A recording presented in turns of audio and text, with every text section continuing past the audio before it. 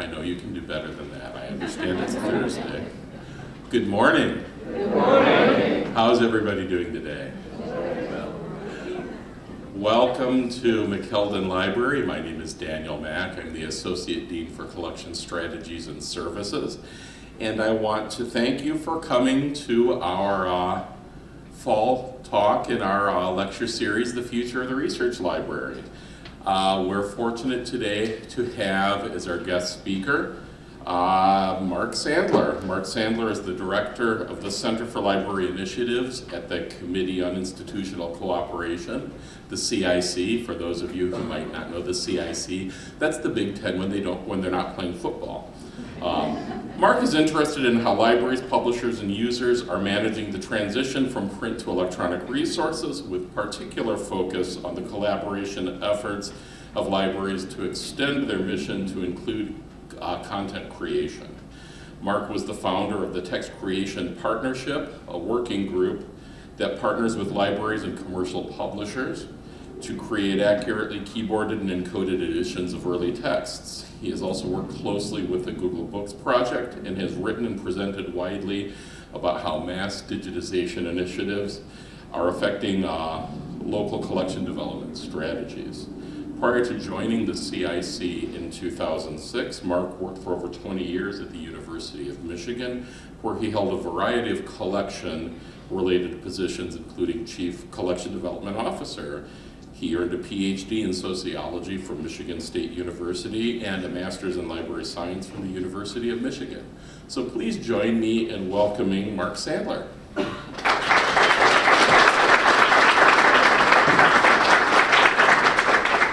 All right, thanks much, Dan. I can't tell you what a great job I have. You know, I was at Rutgers the other day. Their library director who'd been there for 35 years or so, Marianne Gaunt, retiring, so they had an event for her there. That was really nice. And then I drove down the turnpike and came down here and had dinner with Pat last night. And wherever I go in the CIC, I always say that's my favorite library and my favorite library director. But when I come to Maryland, I actually mean it. I mean, Pat's just great, it's been great to us as director at Indiana, and great to work with in her tenure here at Maryland. So it's fun coming here. But I was saying this morning, I'm staying in the hotel on campus, that Marriott Hotel. And you come downstairs and you have like all of these people in suits and ties because they're like job candidates and they're waiting for some dean to pick them up or something like that. And of course they've all done some research before they came here. But I didn't have like anything really at stake, so I didn't like go to the website. And so this morning, it's just been such a thrill, like Carla Montori, coming to give me hugs from my old days at Michigan, and now I've run into Heidi, who I just totally forgot wasn't here. We went through library school together back in whenever the mid '80s in Michigan, and was thinking about the myth people, and I saw Trevor and in that group. So just all these old blasts from the past when you come to these campuses. So anyway, really very nice to be here. And thanks for inviting me. So I will run through a whole bunch of slides, but I am really looking forward to a little bit of exchange with you, saving some time for interaction. So up behind me there is a picture that I think is symbolic of our library directors. They came together about 2 weeks ago in Chicago they meet together face to face twice a year. This is how we think of them, as chickens being fattened up for the pre-holiday kill. So there they are, pecking around together out there in the yard. So I'll circle back to why this title, somewhere midstream here. The Committee on Institutional Cooperation, as Dan said, Big Ten plus University of Chicago, which used to play football, they tell me, was actually a founder of the Big Ten conference, but gave that up along the way to focus on their sort of bookish pursuits, as they like to call them there. So a lot of those libraries are, they're just like treasures in the middle of cornfields. As you know, how are these institutions founded? A lot of land grants and all. Maryland actually feels a little different when you come here. It's eastern and it's a little more urban. And you have a lot more 4-lane highways as opposed to 2-lane highways, but it feels a little different. But still, you have on these campuses in West Lafayette and Iowa City and Bloomington, Indiana, and Champaign, Illinois, and all, this sense of enclaves or outposts on the frontier, and all the implications of how they got started back in the mid 1800s. They're still living with some of that today. So you can picture these like lonesome houses on the prairie. Some settler going out there, and then they drive the buckboard into town once a month or something to load up with flour and supplies and tools or whatever they needed to manage the ranch, and a town would grow around that, and eventually they would be having kids, and some of those kids would not be worthy of doing work on the farm, so they would sort of invest in some sort of schooling for them at some level, and start building these old venerable buildings. These, I think, are University of Maryland historic university buildings, and and then eventually a library, fabulous, beautiful library in the center, in the middle of nowhere, to sort of nurture and feed the intellectual pursuits of faculty and students. So you get these libraries, and and the provosts will send the armored car over once a year.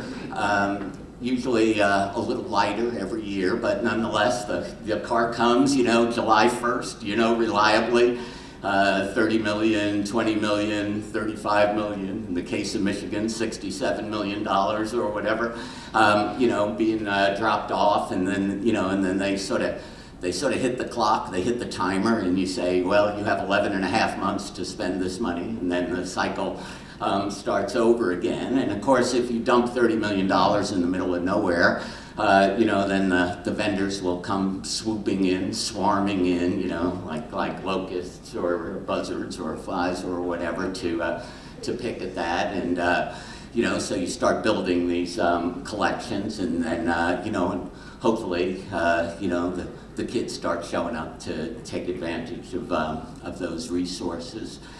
And for my years at the University of Michigan, we like to say that Latin phrase is all but the very worst books. That was our mantra, our goal at the library, to try to acquire everything, to be comprehensive, to just build this resource that would be able to sort of supply the academic ambitions of a campus that didn't have access and easy access to international scholarship, other than through what the library could beg, borrow, or steal from other places to bring to Ann Arbor.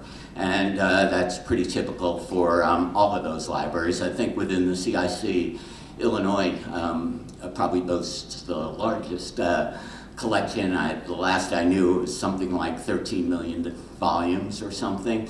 I remember Paula Kaufman, their library director for many years, she was planning for a celebration of their 12 millionth volume, a donor event or something that they were going to celebrate.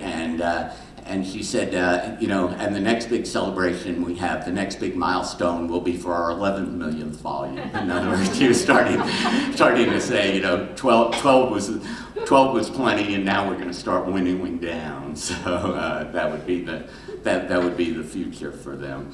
So let me ask, any of you ever been to a place called Meteora in Greece?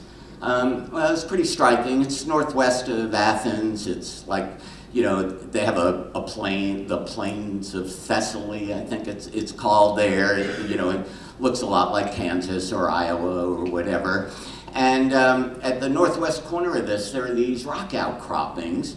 And in the 12th century, I think even earlier than that, monks would find their way partially up those croppings, and they would live in caves, and then eventually they would go higher, Greek Orthodox monks, and they started building in the 14th, 15th, 16th century, just these sort of beautiful monasteries and cloisters on top of these rock outcroppings. And at some point there are about 20 of them. I think there are extant about 6 now that you can go and see, this being one of them, but there are others are equally spectacular. And the idea was that they were sort of protected from marauders coming through and other folks who would threaten them because they were on the top of these mountains, essentially. And they didn't have to deal with the worldly concerns of the townspeople and all that would distract them from their work. So that was perceived a good thing. But they were on the other hand, they were quite dysfunctional. I mean, it's pretty hard to reproduce yourself if you're a community of men on top of a mountain, and supplying was just this huge chore of, you had to drag the monks up and down in nets, and you had to drag your supplies up and down, and they built these elaborate pulley systems and funiculars and other things. So a pretty elaborate and expensive operation that they had built, but each quite glorious in and of itself. And to a great extent, that's how I think about our CIC universities, as these sort of isolated enclaves on top of mountains, incredibly expensive to manage and operate in that way, and largely cut off from the world and ultimately some of the purposes. I mean, if the purposes of these monasteries was to pass along the message and convert people and change people's lives, well, they couldn't have been more poorly situated to do that. So I do see, our libraries to an extent as, perched, 15 of them perched individually on the top of these rock outcroppings, isolated, a lot of local orthodoxy, monopolistic in a lot of ways, sole suppliers for a relatively small population, incredibly expensive to manage. Lots of sacred cows, and a high value placed on autonomy. So you have these monasteries there, and inside these monks would work diligently in their scriptorium, transcribing the sacred texts, and having prayer meetings every day, meetings, and at some point, that starts to sound familiar. And I used, did you know Lego has a scriptorium? No, I didn't. Incredible, isn't it? And I had done a little management class at some point, and I read a Harvard Business Review case of Lego, and it was fascinating.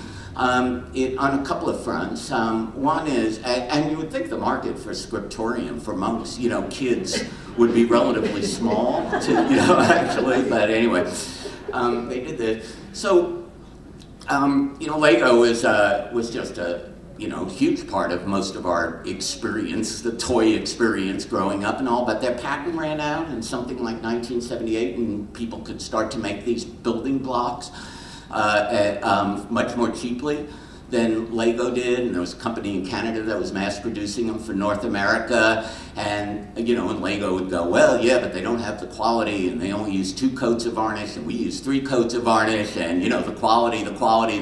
Well, it turns out quality wasn't driving revenue to the extent that Lego would have liked, and they were getting killed by video games and online gaming and new interests for kids. So, this ultimately, the company really changed its business model very significantly in the 80s and 90s.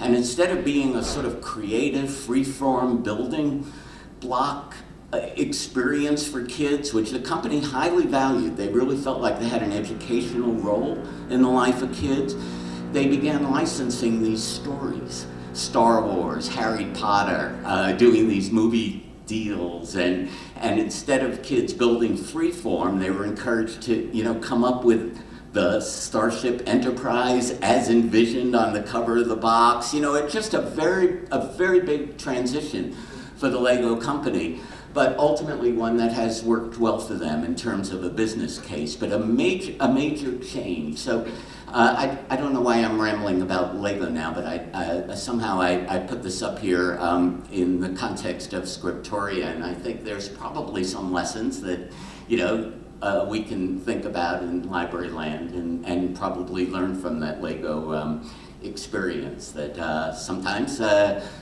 you just have to let go of some vision and some mission-driven statements and move in other directions if you're running a business. So I said those libraries on the top of mountains were monopolistic, and any of you old enough to remember Ernestine from Saturday Night Live? Do you remember her? And I love this quote about these, that the phone system consists of a multi-billion-dollar matrix of space-age technology, so sophisticated even we can't handle it, but that's your problem. And that just it resonates so well with me, having spent all these years in research libraries, about how we interact with the campus and how much time and attention we spend on system building and creating these really elaborate schemes for managing content and data, and ultimately, whose problem is that? But obviously, the problem of faculty and students, and if they complain, you go, well, we don't care, we don't have to, we're the phone company. So, but even like Lego, the phone companies changed also. So you remember this house on the prairie, this lonesome house in Illinois or Indiana or Maryland or something? So, well, things are different, right? You put a satellite on the roof of that house, and suddenly the library monopoly, right, it looks different, right? Suddenly you can get stuff. You can get stuff from elsewhere. You just don't have to go to McKeldin to get your scholarly books, right? Google comes along and reference queries is cut by, I don't know, probably a quarter of what they would be, or a tenth of what they would be in a Google Absent world. Wikipedia comes along and you go, well, who really needs to go to a reference desk anymore? Just about everything I need or want I could find on Wikipedia. And, and scholarly information in general. I picked on Nature, but I could have picked on anyone there. Lots of opportunities for people to get to this content directly without going through those libraries in the middle of cornfields or on the top of mountains. So, given that, I think most normal businesses would be thinking, what are my opportunities and what are my threats? That SWOT analysis, the strategic planning language that people like to use. And you would think, wow, yeah, there really are some threats out there on the horizon. There's lots of ways I could envision that libraries could be disintermediated, where information providers could actually go direct to users and just skip over the whole notion of the big research library as the sort of sole source, sole supplier of scholarly content to users. So, it's something that you would think every single day we'd be coming in and talking to each other about how are we going to compete, how are we going to resist these threats and convince our people that we really are relevant and working through us is the best possible channel for meeting their needs. And it's always surprising how actually little folks worry about these things on a year-to-year or 3-year planning cycle or anything else. We continue to think that we're here forever. This is a sidelight, so I don't want to be too pessimistic. So, this question, are we toast? We were doing one of those library director meetings where all those chickens come together. I was standing behind one of our library directors, and I was waiting for his bagel to pop in the toaster in the room so I could cook my bagel. Toast my bagel, and I said, yeah, I guess next time we'll need a bigger toaster. And he said, yeah, or 13 individual toasters, all slightly different. And it was just such a great metaphor. At that time it was 13, now it's 15, about how we are organized as universities and libraries in the CIC. So, and whether or not we can sustain that and manage this way over the long haul continues to be an interesting question. So I think lots of perverse incentives out there that most of us grew up with, saying, build bigger, get more money, we need a bigger collection, we need a bigger staff, we need, a bigger system, a better system, we need a discovery layer, we need this, frill, we need this bells and whistles or whatever.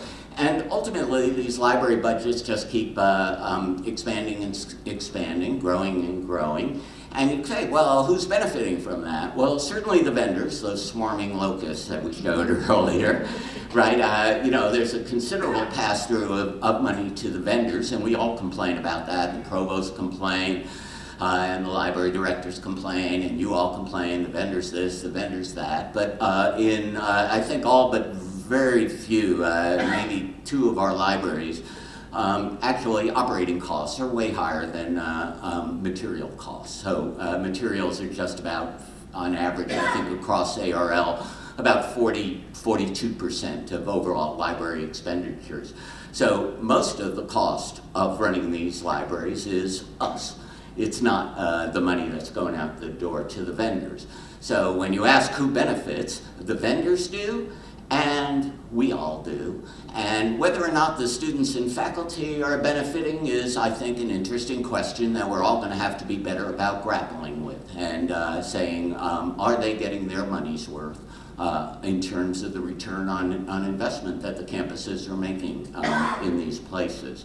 So my takeaway here is, no, libraries don't need more money, and I know, oh my God, just hearing these people complain year after year after year about their budget cuts, and the budget's this, and the budget's that, and the provost doesn't understand.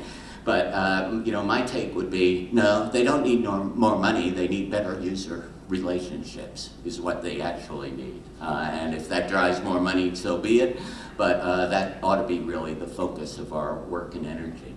So I know I said there wouldn't be any math on this, but let me try a couple of graphs here. So if any business, and any that little general store that I showed way early on, that little slide, would know this, right? There's two things you're trying to accomplish if you're running a business. One is you're trying to reduce your costs year on year. You're trying to figure out ways to save money and do what you're doing at less cost.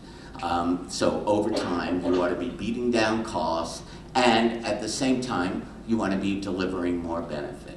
So that is like Econ 101, right? So if you're in that red zone where costs are higher than benefits, you're going to fail. And if you can get over into the blue side, presumably, that's nirvana. That's the success side of the equation. And that's how we ought to be thinking about our work every day. How do we drive up the benefit of what we do? And how do we do it at less and less cost? How do we do it more cost effectively? So then, if you look at like the University of Maryland budget situation, right? You see costs going up every year. That's what the provost sees. She does not care a whit about what the 300 people here, how many staff? 300 total, 123 librarians, something like that? Yeah. So, she has no idea what you all are doing here every day, and doesn't care. What she's looking at is that one big honkin' cost center in her budget. And it is a big number, even at, whatever Maryland has, $2 billion or something. Library expense is noticeable in a provost budget. It's like the third or fourth highest line item in the provost's academic budget. So, I mean, it's not it's not like you're totally forgotten every year. This is a big chunk of money, and ultimately a big target for the campus and for the provost. And if you look at these components down below, I try to use your ugly Maryland colors, by the way, and that's why I use that yellow. I'm not sure that shows up well. But you can see, actually, in recent years, the overall cost going up at a fairly steep slope. The material budget creeping up there, even though Dan complains to me every single day about how his material budget is inadequate. But staff is where the hit has come in the last 4, 5, 10 years or so. That's the line that's not only flat, but in many cases declining. And the message from that, sadly, is that someone on campus or someone in the library or some combination of folks actually don't think that library staff is a good investment. It's just not a good return on their dollars. It's expensive, it's already big, and just to keep throwing money at that and adding is just not going to be a sustainable investment. So all across our CIC libraries and all across ARL, you see these declining investments in library staff. Very sad, I know. I don't want to make you all unhappy. I wanted to have a happy message for you. And maybe I'll turn this around into a happy talk, but I just thought I'd start out with some dose of bad news, figuring that you could take it. So, for example, I pulled these two because they're just such disparate cases. Iowa actually has a very high proportion of expenditure on materials to staff. They actually have a relatively small staff for the size of their resource budget, their materials budget, and operations. So it's an interesting case. But you can see even there with their small staff investment, it's really taken a nosedive in the last 10 years or so. Just not further investment in that, even though it's as spare as any of our libraries. And Wisconsin, on the other hand, has a huge honking commitment to staff. They have something like 166 staff members or something, maybe second highest in the CIC, staff members, librarians in the CIC. And their materials budget has gone from, what used to be like, a peer to Michigan and Minnesota and all. It's now, they're below Michigan State. I think they're below Purdue. I mean, they're just way at the bottom of the pile. So, Wisconsin had tried to maintain commitments to staff as opposed to collections over 20 years or so. And even there you can see, now salaries really tanking, really going down fast as the campus goes, we just can't afford to operate at these levels anymore and continue to invest in library staffing like we did. So I know these are unhappy graphs, so I'll try to say, here's another unhappy graph. Print circulation, I was just wandering your stacks here because I had a little time and I came across some real treasures up there, things that, that still have book cards in them and book stamps and all of that. But you can see, print circulation way down, reference queries way down. There are some positive graphs that I didn't grab here because I got to say Maryland's ARL statistics, wow, they are hard to work with because I don't know who does that here, but there are a lot of anomalies, a lot of weird numbers over the years where you have big jumps up and down and so it's a little hard to sort of grab any sort of linear trends from Maryland and the ARL statistics.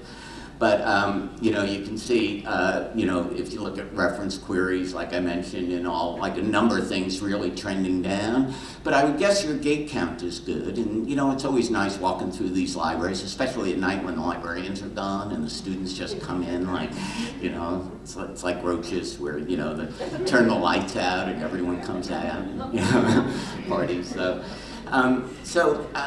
you know, the trends for libraries and, you know, and what they're providing are, you know, not necessarily great compared to that rising cost line. So in some ways, we're just going in the opposite direction of what Econ 101 says businesses should be doing.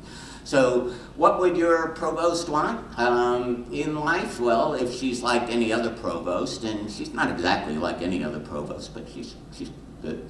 One, more benefit, you know, do something that's going to make me look good on campus, and manage your costs. You know, clamp down on costs. And, you know, that's, you know, get on top of those operational inefficiencies, reduce back office expenditure, and I know that some of you here do not like the phrase back office, but you will see I use it repeatedly. I am sorry. So, you know, because actually, if me, a librarian now since, when was that, Heidi? 1985, 84? Yeah, right?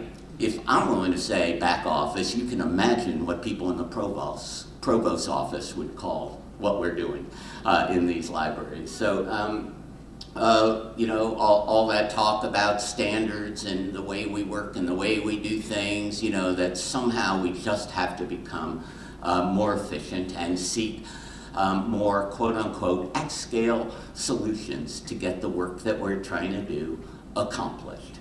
And to do that, right, we have some models out there of national projects and products and services that we could have conceivably all try to do on our mountaintops separately and individually. You know, we could have all built an archive to store our digital files, our Google content, our scan books or whatever.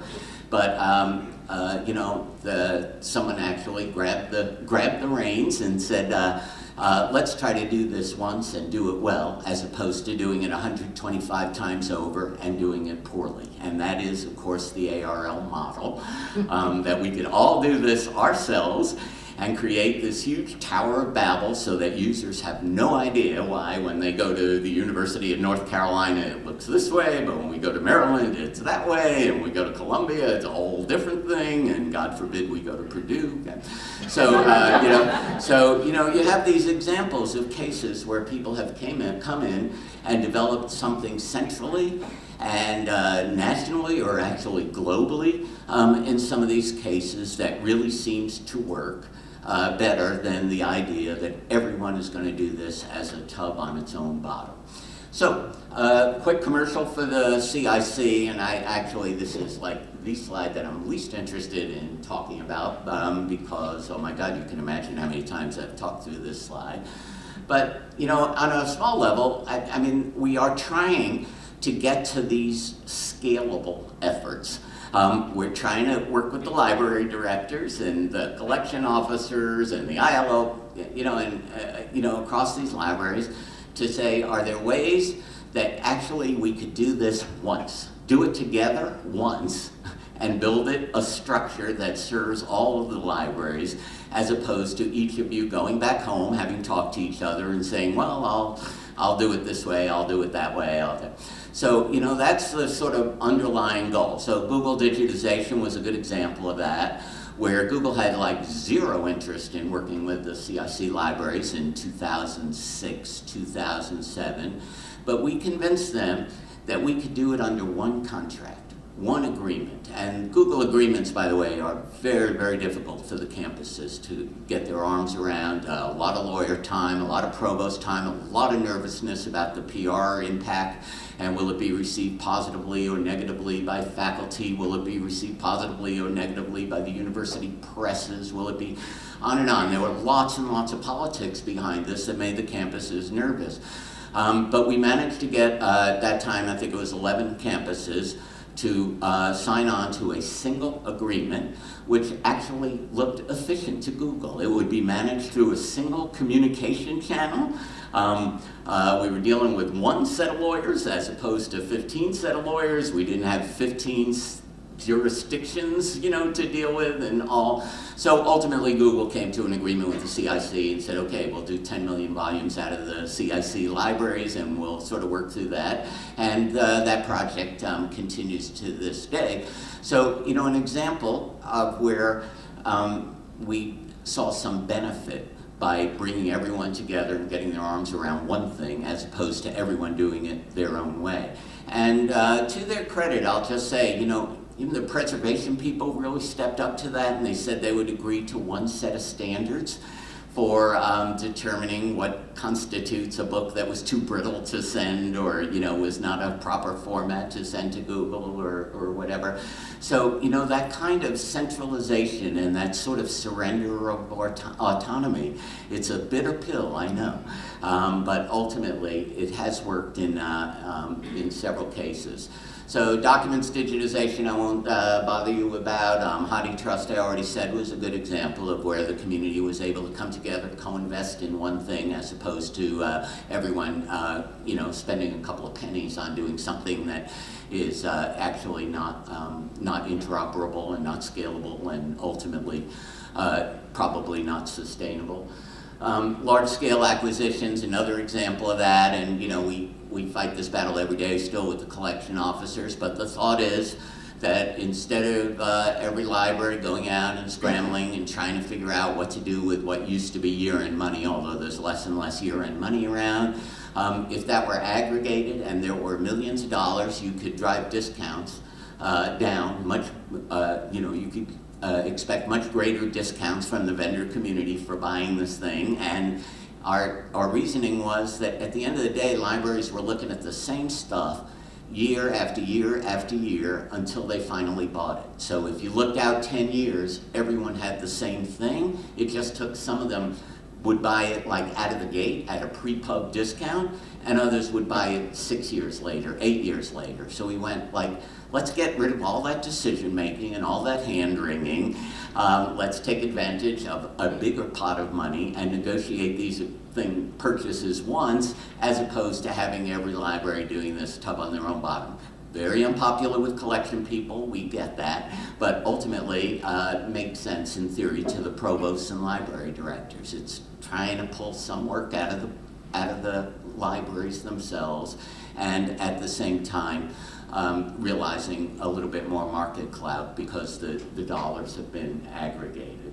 So that, generally speaking, what consortia should be doing is trying to return savings to the campuses, leveraging unique resources. So, to the extent that Maryland has some hot thing going, whether it's what we talked about this morning, the prank collection, or you have something that is really special across the range of CIC libraries. How can we leverage that? How can we take advantage of a subject specialist or some really hot, sharp librarian that you've just brought in to benefit the whole, so that not everyone has to go out and compete and try to steal that person away or invest in their own person and go off and do their own thing. Opportunities to seed innovation and ultimately to try to give us a little more clout nationally vis-a-vis the California Digital Library, our big threat to the west, and the Ivies, our big threat to the east. So we try to think about amplifying the voices of our provosts and making sure that higher ed think tanks and others remember the CIC universities and come to us for input on policy and national issues. So back to the title of this, Kentucky Fried Libraries. Ultimately, I think the point is that all of this autonomy and all this independence and all of this local thinking is an incredibly expensive enterprise with very limited return. So if you actually think about Kentucky Fried Chicken and you want to go in and and buy a breast, a wing, and two, I can say breast, right? A breast, a wing, and two sides. Well, there's people, I was worried about the bloggers. I didn't want to get in trouble. A thigh, a wing, and two sides. Right, and that's going to cost you like $5.99 or something. Well, think about it. If every Kentucky Fried Chicken was independent, right, and every one of them were negotiating on a 3-year basis. They were developing an RFP for whether they're going to serve Coke or Pepsi, and they were going to renegotiate that Coke and Pepsi contract every 3 years and make decisions based on customer preference, because they'd be surveying them, and their own taste and their own ideas about which is better, Coke or Pepsi. And if they were like trying to source chickens, and if they were coming up with their own recipes, and if they were designing their own tables and chairs, and thinking about color schemes, and coming up with their own pricing, and making up their own, and this would become incredibly expensive, breast, wing, and two sides, if you had staffing in each of those Kentucky Fried Chicken franchisees, right, to sort of manage all of those elements and all of those decisions. Or, you know, you can say the same for 7-Elevens or anything else. You know, okay, yeah, sure, let's hire someone who's a specialist on chips, and we'll hire another specialist to buy beef jerky, and a third specialist to make decisions about beer. And, you know, pretty soon you have a whole slew of people working behind the scenes, right, making all these decisions and doing all this negotiation and purchase. A very, very expensive way to operate a business. If you can centralize that, if you can have centralized marketing, centralized procurement, centralized provisioning and supply chains, you have predictability. People actually know what they're going to get when they go into a Kentucky Fried Chicken. They have a pretty good sense of what they're going to pay for it. They have a sense of a quality assurance that you wouldn't get if you're every tub on its own bottom. Sure, there's going to be some that are better, but there's probably going to be a lot that are worse than the mean or the norm also.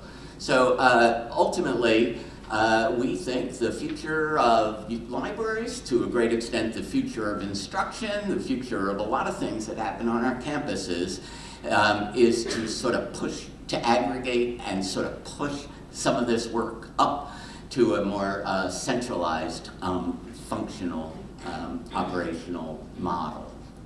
So, the vision for this, I don't know where this slide comes from. Looking for more centralized work groups, envisioning ourselves, and someone was saying Lorcan Dempsey was here. I'm sure he just like beat your brains to death about web scale and globalization and thinking more nationally and internationally about the work. But ultimately trying to move to a national infrastructure for some of this work our libraries are doing, and ultimately replacing local practices with best practices or integrated standards or whatever you want to call them. So where would this come into play? And now here's where people are going to head for the door. I mean, there's lots and lots of work that goes on in libraries, and I won't like point fingers here, where we think it's really not a great service to be doing this as one-offs. At school by school, place by place, library by library. And I know people have devoted their lives to this work, but I'll pick on Carla since I know her best, Montori. I mean, preservation, every library with a tiny little preservation budget, looking at their own collections and their own stacks and trying to make decisions about what to preserve and what to invest in, with no national vision or national scheme or national priorities for this. And I know there's the AP Trust, and I know there's DPN, and I know there's, but generally speaking, everyone doing this a tub on their own bottom is incredibly expensive with very, very low return on investment. That some things just need to be scaled up to a more national vision. So, again, just like that graph, right? Cutting costs and try to differentiate, because everyone likes to talk about differentiating and, and creating a place in the market for themselves. And there are real benefits to having a library on campus at the University of Maryland, differentiating and delivering services and interacting with users. So on the positive side, on ramping up the benefits part, get out of the scriptorium, stop transcribing, stop, creating these manuscripts diligently, and and ultimately go out and actually do the work of saving souls, doing that outreach, turning non-users into users. Just basic, what in business they call customer acquisition. Turn users into non-users into users, turn users, your existing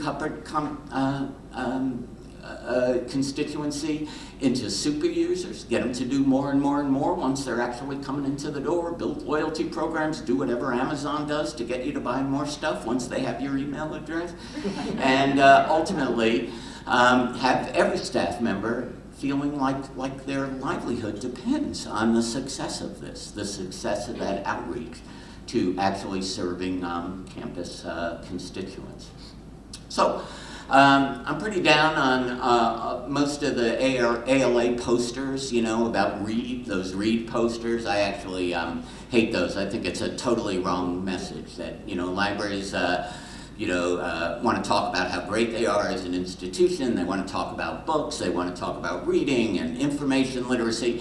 I just don't think users care a whit about any of that. What they care about is getting A's, getting into medical school, getting tenure, getting published, and getting published in prestigious places, getting the respect of their colleagues.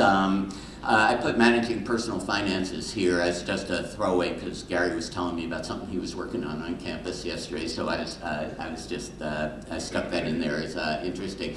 But people care about themselves and their goals and their lives a lot more than they care about the institution of libraries. So, when you think about gymnasium, libraries should be an easy sell, firstly, because our stuff is free. So you think, well, how hard could this be to convince people to come in and take advantage of something for nothing?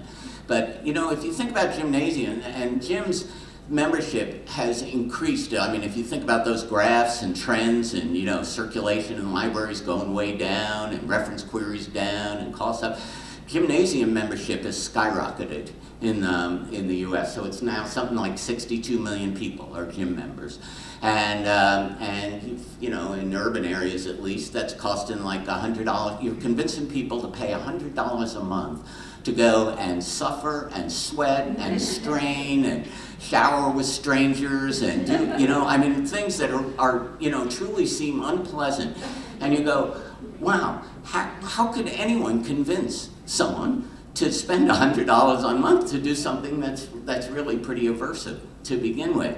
And the answer is, they're saying you'll look better, you'll look sexier, you'll live longer, you'll be healthy. I mean, the messages are not about the equipment and the place and the suffering and the angst and the means. It's about this will somehow make you a more appealing and desirable person in the world. And not only that, you'll live forever. And that's what people are willing to pay $100 a month for. And I'd venture to say if libraries had better messaging, people would walk across campus to come and be here. So, market to the insecurities of your customers. I like that phrase. The library directors hate it. I think a couple of them have heard it. People beg me to change insecurities to aspirations. Why can't I just say aspirations? But I love the model of I've fallen and I can't get up. This poor woman who keeps tumbling down the steps on TV. You know what I'm talking about? And then she's kind of moaning at the bottom of the steps and all. I mean, that is just marketing 101. That, what is it that people are fearing? What are they afraid of? What is the failure, the thing that's going to do them in that they're trying to avoid? And how is my product, my service, ultimately going to spare them that terrible fate of tumbling down the steps. And ultimately, libraries need to be thinking about their messaging in that light. So, once you have a good message, and this is another unpopular slide, I think I already know that. We have all these folks who are embedded librarians, and they're going out and they're supposed to be talking to folks on campus, and they're engaging with users, and they're engaging with departments, and and they're liaising and embedding and specializing and talking and I did this work. I was like a collection officer at University of Michigan. We had 60 of the, we had that same long list of subject specialists that you have at Maryland. You have like one person whose name appears 40 times because they're a specialist in 40 different subjects on the list or something like that, and saying like, call me. So, every library looks like that. It's not, it's not just you or anyone else. That's just how we think and try to organize things. And at the end of the day, I am not convinced that we are managing these programs with any sophistication, to use that word, and I don't blame the subject specialists for it. I just think they're goalless. I think they're not hired to do that work. I don't think that's the criteria. Their ability to do that is not necessarily the criteria we look for in hiring. I don't think they're trained. I don't think they're incentivized. I just don't think there's any sort of management of these programs that looks anything like the way a commercial firm would manage a sales force. And ultimately, that's what we're trying to do. We're trying to have people go out and sell the library on campus, and to a proximate constituency. And ultimately, there's just like almost no management of that. They're just told to go and do it, and there's no tracking on the results. There's no sense of good or bad or effective or ineffective. So it's just kind of interesting that I've all sort of evolved from this model. Oh, no, they're not selecting anymore. They're working on outreach to the campus, but with so little attention to what that actually involves and what it would take to do an effective campaign, outreach campaign. So, by analogy, here's something I know tons about: cosmetic counters. I like this phrase, make the library the cosmetic counter of the campus, because I'm always impressed at wherever it is, Macy's or Nordstrom's or whatever your big department stores are here. Neiman Marcus, you got Neiman Marcus here? No? Oh, Heidi say no? Yeah, good. So, yeah, you got big malls here at White something. Yeah, sure. So you guys know retail. So, like the very first thing you see in a department store is the cosmetic counter. I mean, it's a huge amount of real estate, just like it's at the heart of the department store, just like the library's at the heart of the campus. It's a huge opportunity. It's bright, it's glitzy. You have pretty appealing looking people working there, lots of them actually. And folks coming in, I'm convinced, not for the stuff, but because they believe that those folks who don't have MLS degrees, by the way, at the cosmetic counters, but people believe that they actually know more about makeup than most of us do. How to cover up my too large pores, or how to match my colors for spring and fall, or how to that they believe that there's a body of expertise that they never quite got, and they could go in there and sit there, and those people will give them high-touch, personalized service and help them overcome something that they're insecure about. And that is worth $1 billion in terms of real estate and department store investment. The stuff, Bobbi Brown, Clinique, Estee Lauder, whatever, well, you could get that on Amazon, you could get that at CVS, you could get that anywhere. It's not about the stuff, because that people can acquire and get it cheaper, certainly, than they're going to get it at Macy's, but it's that service connection. It's that relationship to someone, and it's a lot more transient than the relationship you have with a hairstylist or something like that. I mean, those are, years and years in the making.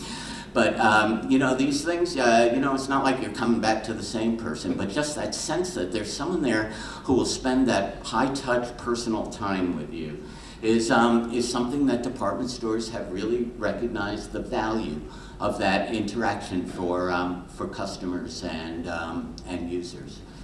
So, what would that look like in a library world? Well, I can think of lots of services that where there's a crying need on campus to provide, and they don't look at anything like our reference desks, by the way. But publishing agent. Oh my God, is this not the business of the university? To help faculty publish their work, to get it in the most prestigious, the best possible publication they can get, or the best possible press that they can get to publish their book, and with the best possible rights and the best and once that thing is published, to actually promote the value of that article and make it, and boost its impact factor and all. I mean, that's what a publishing agent would be doing for an individual, and there's like no one on campus doing that. And libraries actually know something about the book trade and presumably have connections at Springer and Elsevier and others, and could actually transition themselves to build on those relationships that they have as buyers of content, to start working to connect faculty to publishing outlets and actually help advance their careers through promoting their publication. But of course, this is like we would say, oh, well, that's not what we do. This is not my skill. This is not what I know. Dissertation counseling. Do you think like any graduate student has a clue as to how to write I mean, ultimately, there could be a repository of knowledge here about how to effectively write a dissertation in less than 12 years to get the heck out of this place and move on with your life. And it would be a great service to set up in a counseling, one-on-one mentoring relationship somewhere, somehow on campus. And I know that, faculty say, well, I mentor my students, I manage this, but, we all know that that is so uneven across campus. A great opportunity to develop a meaningful service to users. Tenure, the same thing. I'm not going to go through all of these individually. But, people come here. There's a world of data that we ought to have on what it takes to get tenure in the English department, the history department, the biology department here. We know year on year the people that succeed, the people that fail, and what their portfolios look like, and ultimately to aggregate that data and give people some real statistical analysis of what it is that those committees are looking for in their department and how to position themselves best to meet those standards and have the best possible shot at succeeding in the tenure review process. This is actually very, very doable, and ultimately would be a hugely valuable service on campus to a constituency that's very insecure about their ability to succeed in a tenure hunt, where they're just flying blind, without a real sense of what the end product that folks are looking for from them. So lots and lots of opportunities, I think, to re-envision services on campus, and for the library to grab up some of these spaces that I think would be incredibly valuable. So. Supermarkets, you got these? Kroger, a supermarket in this region? No, it was a bad example. Huh? How about Whole Foods? You got a Whole Foods? Yeah, okay, good. So you'll get half of this. So Kroger in the business. Kroger is really a traditional retail outlet for nationally established brands. Right? Kellogg's cereal, Budweiser beer, Doritos chips, things that advertise during the Super Bowl, things where the brand is established in a user mind. Kraft macaroni and cheese, right? Everyone knows when they go to the supermarket, sort of beforehand, what it is they're looking for, because those manufacturers have already reached into the consumer brain and pulled those strings and said, yes, I want Count Chocula cereal, or the kid wants Count Chocula cereal, and I'm just going to the Kroger to pick that up. And Kroger makes a penny or a penny and a half or 5 cents on every one of those transactions, but very low margin, because the value and the cost is all at the manufacturer end. All the marketing and all the brand recognition is being done at the manufacturer end, and Kroger's a supplier. And in the tech business, in the communication and technology business, they would call this dumb pipe. It's like conduit. It's like, what is it that AT&T is doing to sort of connect you to Amazon or connect you to Netflix or whatever? It's running through AT&T infrastructure, but AT&T is totally invisible in the process. They're just a channel. So all the creative work is being done, and the marketing work is being done by those sort of big national chains, like the Googles of the world and the Apples of the world and all. So they get all the credit and all the brand recognition, and AT&T is just the channel for that. Whole Foods, a very different model, right? They do a lot of local sourcing. They buy a lot of brands that you never heard of. You could be standing there, you're looking at kale chips, and you're going, I don't know which of these to buy or whatever, but if they're in Whole Foods, I guess they must be good. And then maybe one of their bright young store people comes along and will start talking to you about kale chips. There's more service there, and about what the differences are and what they hear from customers and all. It's a very different shopping experience than Kroger. And ultimately, the value is being added by Whole Foods. They're taking cheap product, essentially, or store products, or local products, or things that are unheard of, and elevating them because the store conveys value. And ultimately, that's where, to my mind, libraries want to be. They don't want to be this dumb pipe that is just passing through other people's content. They want to be recognized as the place that's actually creating value at the moment that the user comes in, connecting them to product. So if you look at this picture, like scholarly communication, well, there's 1,000 ways scholarly communication happen now. This is not the 1850s, and we're not in Iowa City, and we're not just dealing with print publications and a handful of books that are published every year and trying to get them all into a library in the middle of a cornfield. There's all sorts of ways that scholars communicate with each other and talk to each other and share data and share information.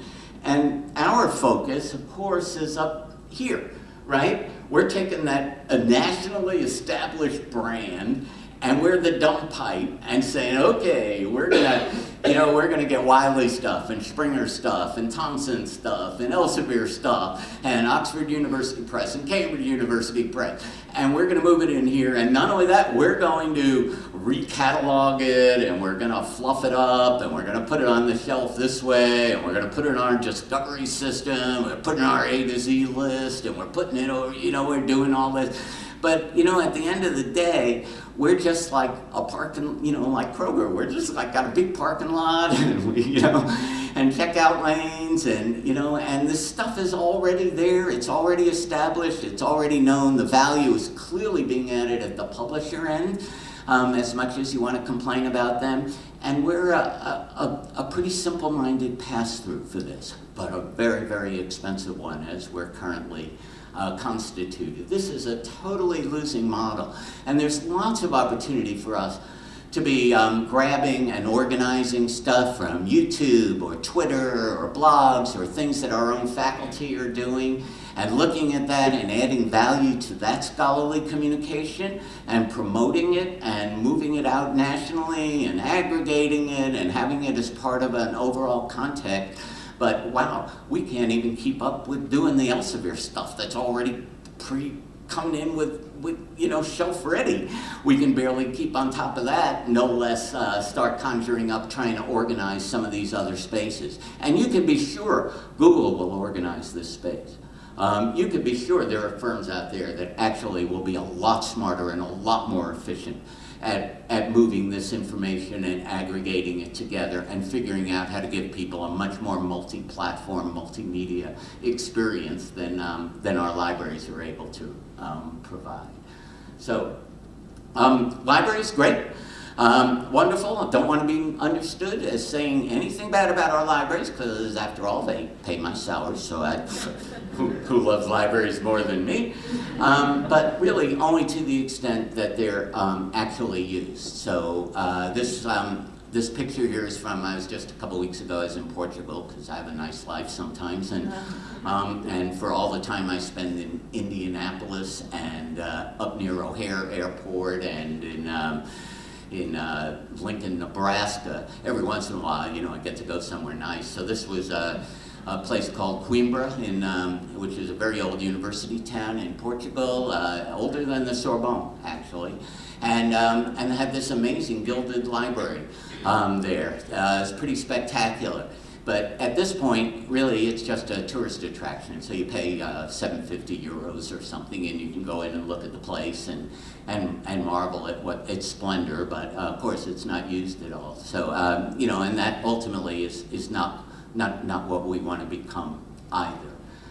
It's just these sort of sentimental throwbacks to a better age, a gilded age. So. Message, positive message, supposed to end positive, I think, right? One, just like the cosmetic counters, make yourself irresistible to users. Come in and, have something to offer. Something that's really compelling to campus users, that they want to connect not with your stuff, but with you. That you are the product, and you have something to give these people that is of huge benefit to them, that's really going to help them. Your suppliers, those people we keep ragging on, the Thompsons and Elsevier's and Wileys, that's your business. They are your partners in this. It's their stuff that you're trying to move off the shelves, just like Kraft macaroni and cheese and Budweiser and all, right? I mean, that's the business you're in, is moving that content through. So sure, you can dicker with them about pricing and all, but at the end of the day, that's a critical partnership. They care about the use of your material, and you care about the use of the material. You're like the only people in the world that care about this together. So you would think that you would figure out a way to leverage that relationship and take advantage of it and figure out how to work with them to promote use, as opposed to feeling that moral sense of indignation and antagonism that tends to drive those relationships. Figure out a better way to do measurement and assessment, both of your successes and failures. Very important to have that. Have those measures to share with Mary Ann Rankin and anyone else who might ask someday, like, what are you doing with $30 million? So one day they'll ask. So, and ultimately, keep building those relationships on campus. So, customer-centric mission, big believer in that. Not so much about enduring scholarship for the ages, preserving this, doing that, but ultimately helping users succeed, measurable goals. I'm pretty negative about most of the goals that most of our libraries set and promote most of the time, just because they go to great lengths to avoid any sort of measurement. Although I'll look at what Maryland's done. I think Dan told me he had some nice statements on this. Convert librarians from buyers to sellers, and lots of you I know are sort of along a path to do this, but very important that you sort of get out of this mode of a gatekeeper and figuring out what to buy and having all that back office work going on about buying stuff, and just think about how to do a better job of promoting it. Customer acquisition, and then this whole issue about what is the skill set, what is it, what kind of people is it that we're trying to bring into libraries now to actually work with users. So here's supposed to be like a little throwaway for you. I'm sure some of you were here when Maryland actually won the Final Four, so good on you. I think every university should have at least one of these big championship seasons. So And ultimately, just like basketball or anything else, you have to do two things, like play defense and play offense. You have to be good on both sides, and that's the issue about managing costs and doing a better job at outreach. So, a friend of mine, Valerie Glenn, anyone know her from Hottie Trust? Yes, Selena knows her, of course. She's with Hottie Trust now. She's doing a documents project there anyway, but she's a University of Maryland grad who continues to love this place. I don't know, she's been out 15 years now or something, but it's interesting how people affiliate for a lifetime with their college, with the university that they went to. So Valerie just changed her Facebook profile picture to this ridiculous Santa for the holiday, so I thought I'd grab that and share it with you. So I know I went long, or longer than I wanted, because I wanted to have a little Q&A time so that you could fight back on some of this. So, thank you.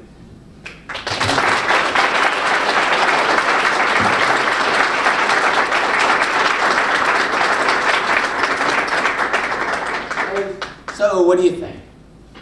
Okay. Want this? I'm doing my Phil Donahue thing here. I'll try to run the mic.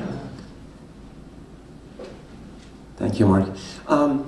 So I would like to ask your opinion about the commercial world. Some of the incentives that you mentioned about joining consortia and so on are there to actually go with the commercial world. We're all hoping that they build one time, they sell it several times, so hoping that they sell it cheaper and so on. So some of the incentives are there and they're similar to what you outlined about joining consortia.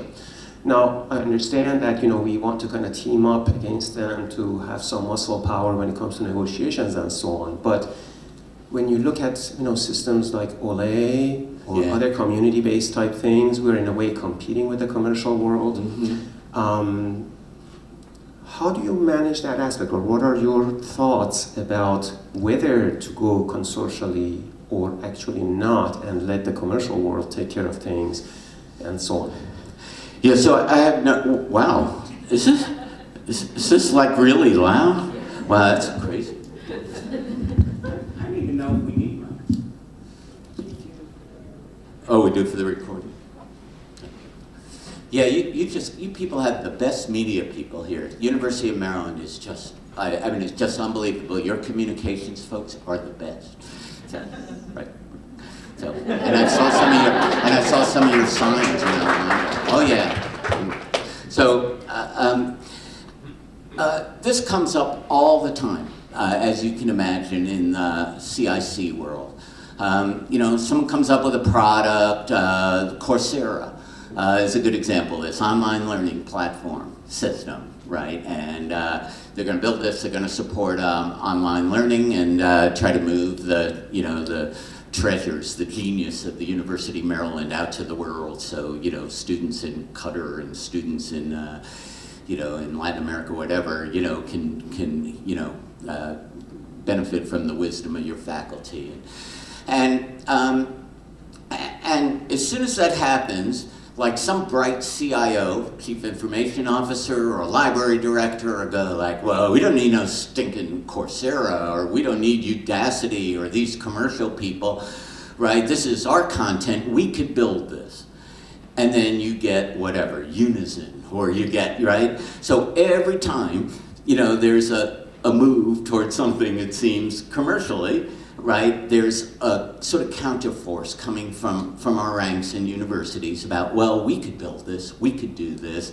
So I don't know a thing about Qualia, but I'm guessing it's probably an answer to PeopleSoft or something. It's a campus management system as much as a library management system. And and folks feel that frustration with the commercial world. They feel that frustration, and everyone believes that they could go out and do this. And that's about, that calculation of can they, will they, should they, is extremely difficult, right?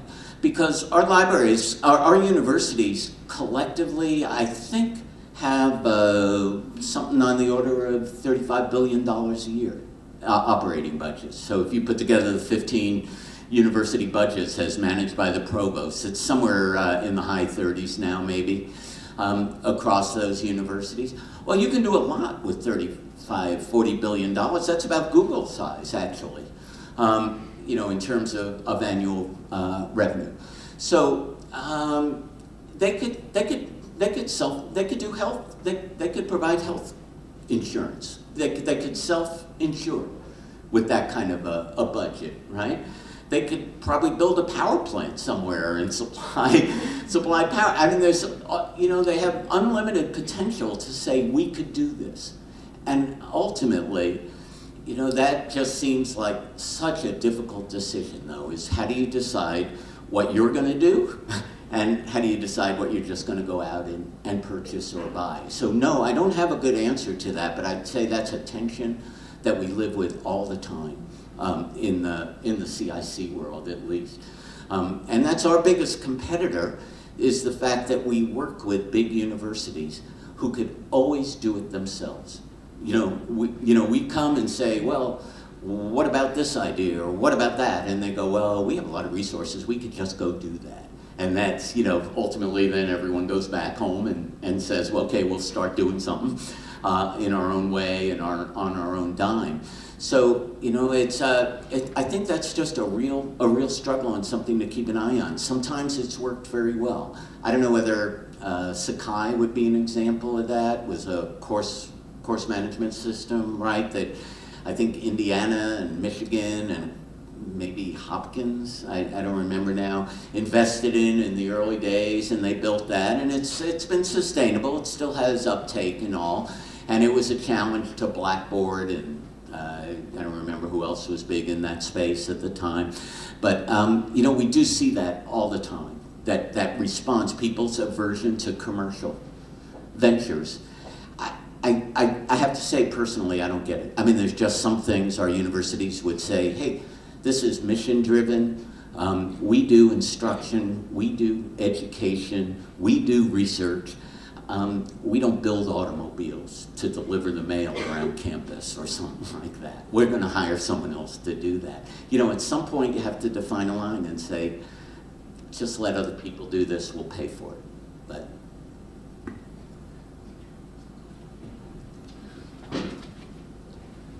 I'll give you that other mic there. That's okay. I can live with this one.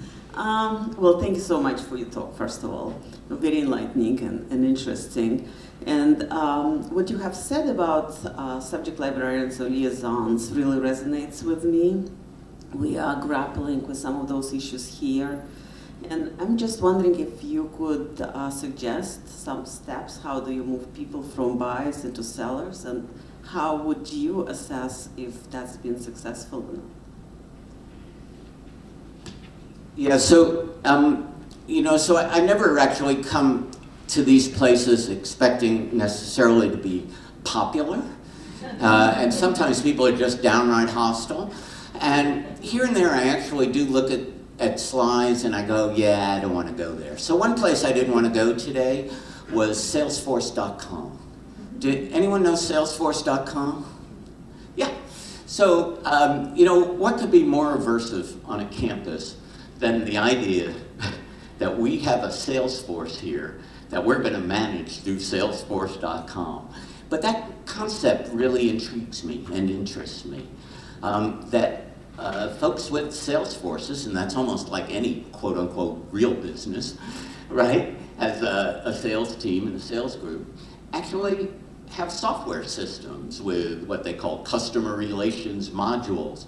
And they track activity of their sales folks, and they track their interactions, and they have them logging interactions and conversations with customers in there, day after day, month after month, year after year, and they can ultimately then have management aggregating and looking at that and gathering feedback and saying, wow, in the Midwest, we're getting very different reactions than we are on the East Coast, and why is that? Or in our case, it would be in the humanities. People are saying something very different than they're saying in the sciences. And there's opportunity actually to manage that process But it would be a very different mindset. I mean, both our academic departments and our libraries, just sort of work on this autonomous faculty model where, the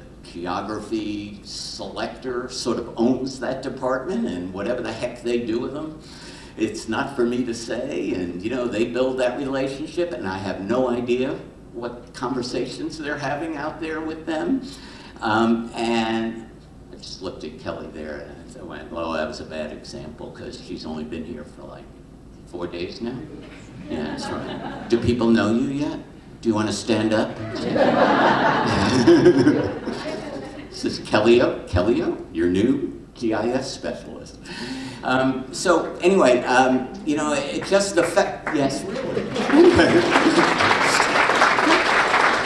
Yep. Just met her yesterday. I think she's a keeper. I mean, the fact that we do sort of allow folks to own those relationships and the library doesn't try to own them is, to my mind, a mistake. And ultimately, I think that industry, and it's not Salesforce.com, it's not the software, but just the notion that you have sales managers and directors and vice presidents for marketing and vice president, the fact that there's a whole hierarchy to manage this, and that there's investments of actually millions of dollars in this, is just very different than how we think about liaisons and embedded librarians and outreach. So I know that's really an ugly thing to say to a group of librarians. I know you don't want to hear that one. Yeah. You mentioned something about some ALA practices that seem to promote,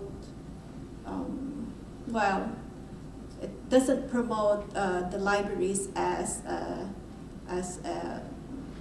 to be customer user, yes. Yeah. Now, can you say something, can you make a comment about the fact that we have several organizations, ARL is one of them, for example, who continue to ask for council materials. And we have to keep up our numbers because we think that the provost is looking at our ranking in terms of materials collections, and how do we balance that with the need for more resources to use more resources for user-oriented services.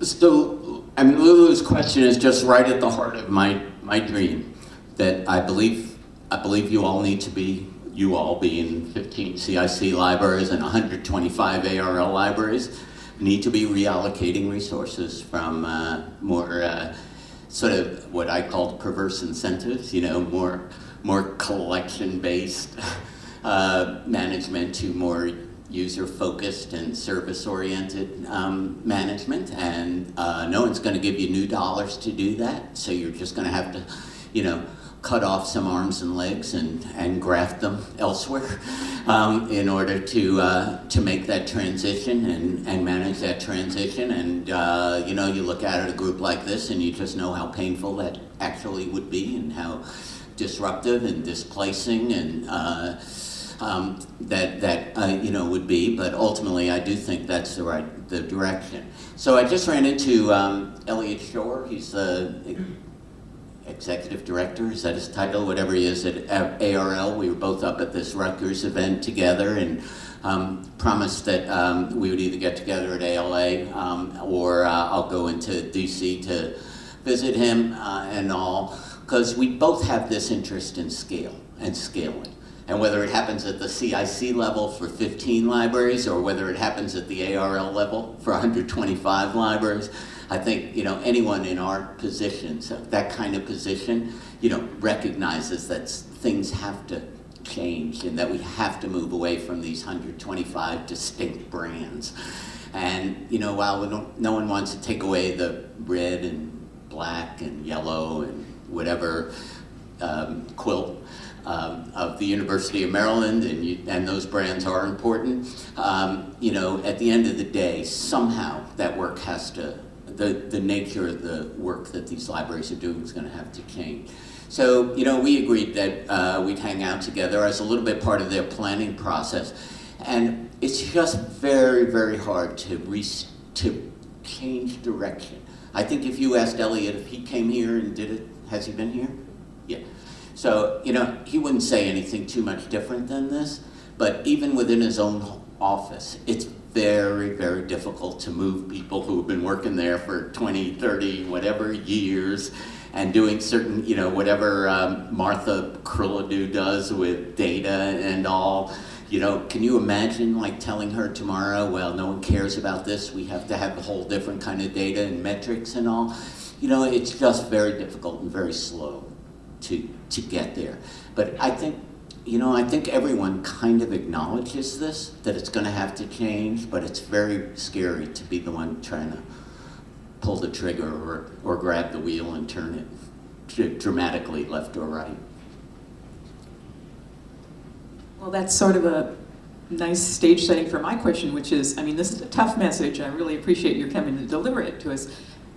Are you? No worries. We're packed. Yeah.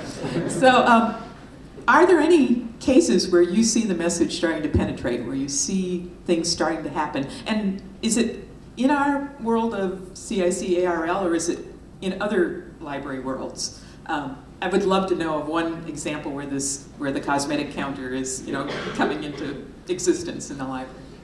So I think public libraries are way better at messaging than academic libraries, and they have a much more difficult, I mean, you know, much more far-flung constituency. They don't have people like living right next door to them, you know, every day, and still they're just better. You know, they've gone into gaming, they've gone into blogging, they've gone into community building, they've gone into event, you know, they're just much more aggressively trying to figure out how to be these sort of central meeting places for communities, and trying to, you know, interact with people and interact with young people, because if you're talking about customer acquisitions, right, it's young people, it's that demographic you want. You don't want like emeritus faculty coming in to use your special collections, looks like assisted living, you know, with ancient people coming in and whatever. So, you know, but, you know, I know folks like to count them and like to say they have faculty relations, but some of those look pretty pitiful, actually, if you step back and think about it strategically. So, you know, I think public libraries, actually, we have a lot to learn from, but that's a hard sell to research libraries, because they wouldn't even hire someone who has public library experience, because what would they know anyway about working in a place, fabulous place like this? And, you know, I think liberal arts colleges are better at doing this, certainly much more service-oriented and much more central to the actual life and rhythm of a campus than our research libraries are. Just much more distant, I think, from interacting in that way. So, you know, I think there's probably models there that we can grab from. And then in our own world, I look at a place like Stanford, and I think Stanford's kind of interesting. It's just very, very entrepreneurial. A lot of encouragement for staff to go out and just build stuff, build businesses, like right within the library structure. I mean, I just think it's fascinating, and in a lot of ways, Michael Keller's kind of a pariah among his library colleagues, and, you know, and all, but he's a director that I think's just been, you know, just very visionary and very courageous about addressing some of these issues.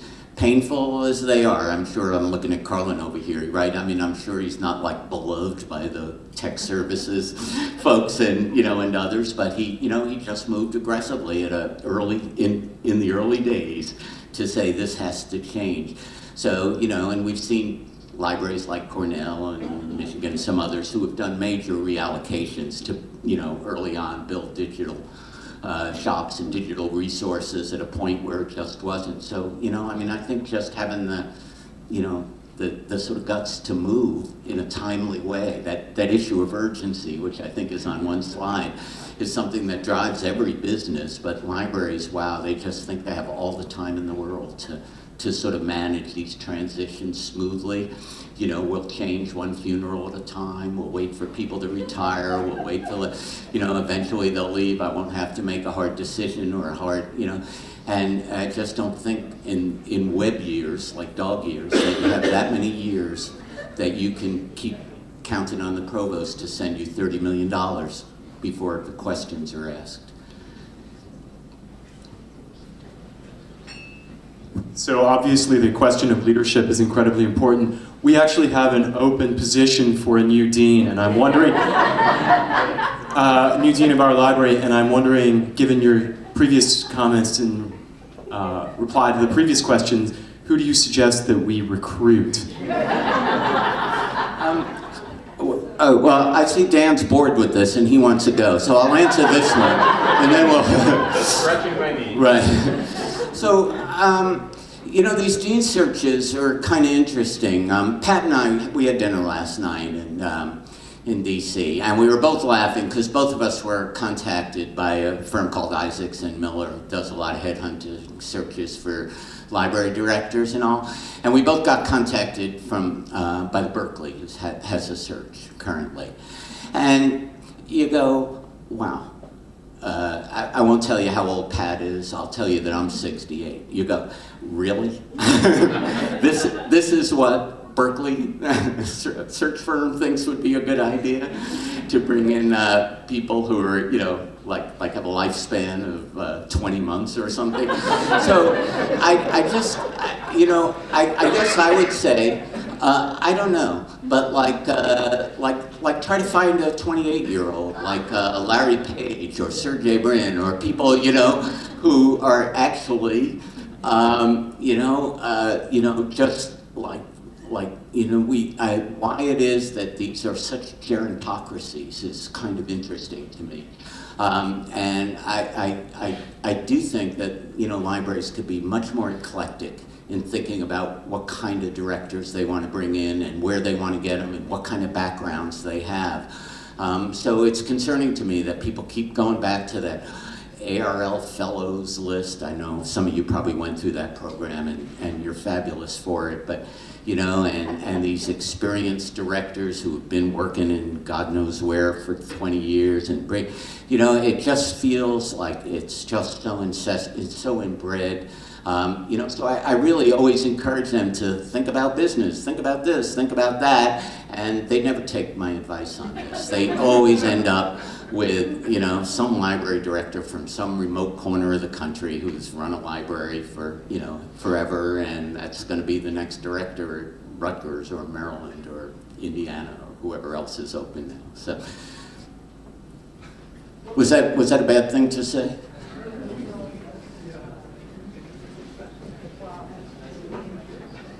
Who would have known that my alter ego was a geriatric white man? Wow, this is awesome. This is awesome. Okay, so I have so much going on in my head right now.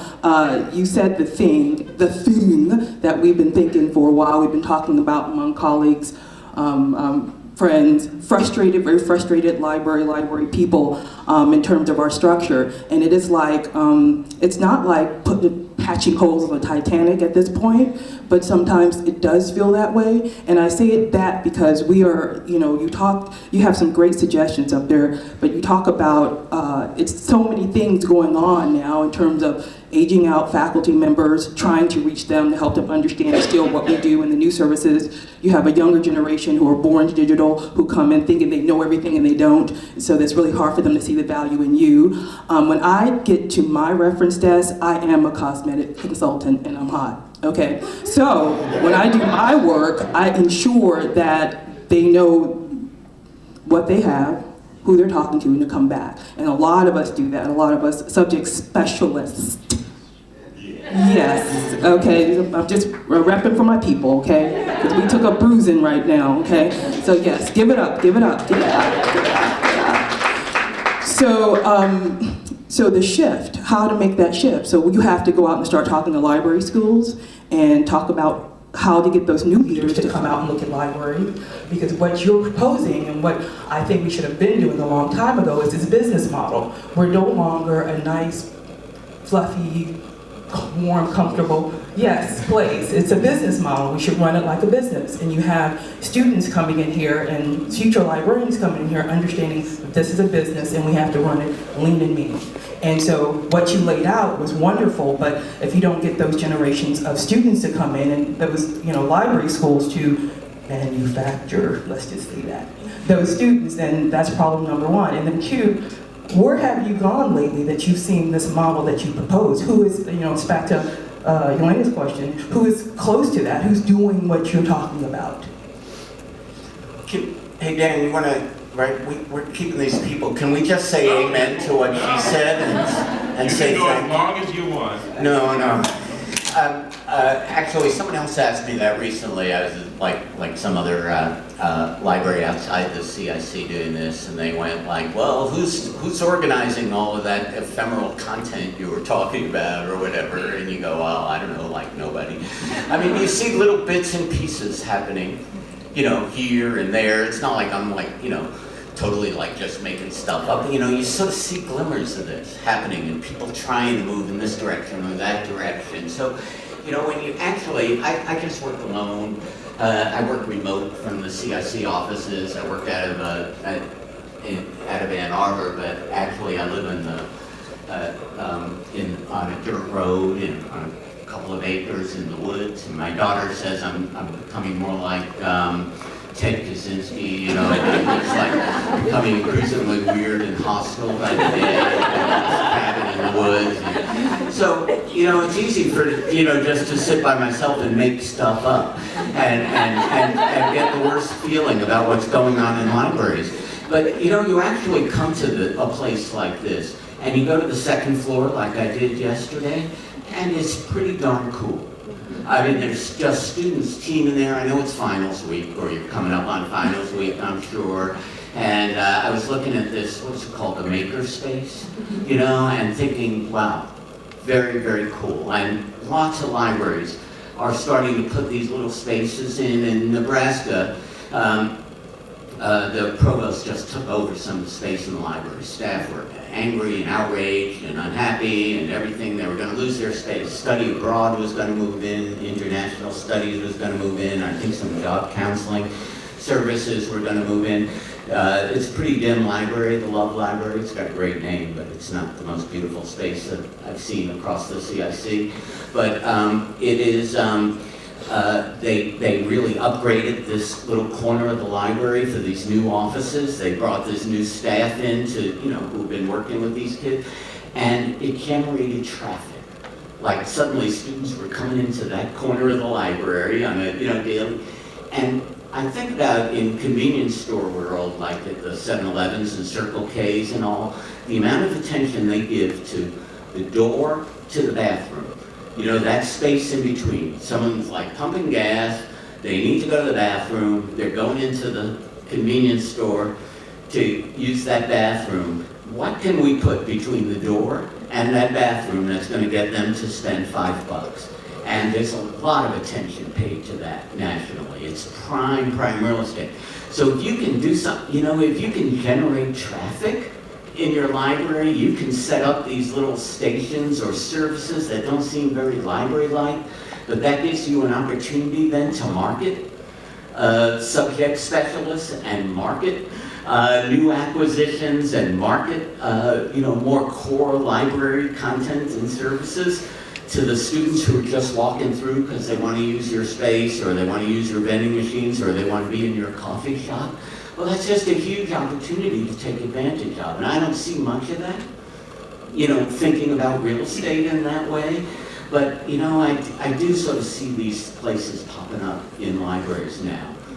These little corners of libraries that I think academic success centers, math labs, other things that are being run by other people on campus, but they're using library space, and I think that's a real great partnership and opportunity. And instead of fighting that and saying, oh my God, they've taken out government documents and they've put in a what, something that doesn't even belong to us, I think that's like ultimately a future vision for us, is being that kind of central service point on campus. So that's gotta be it, right? They've got to go back.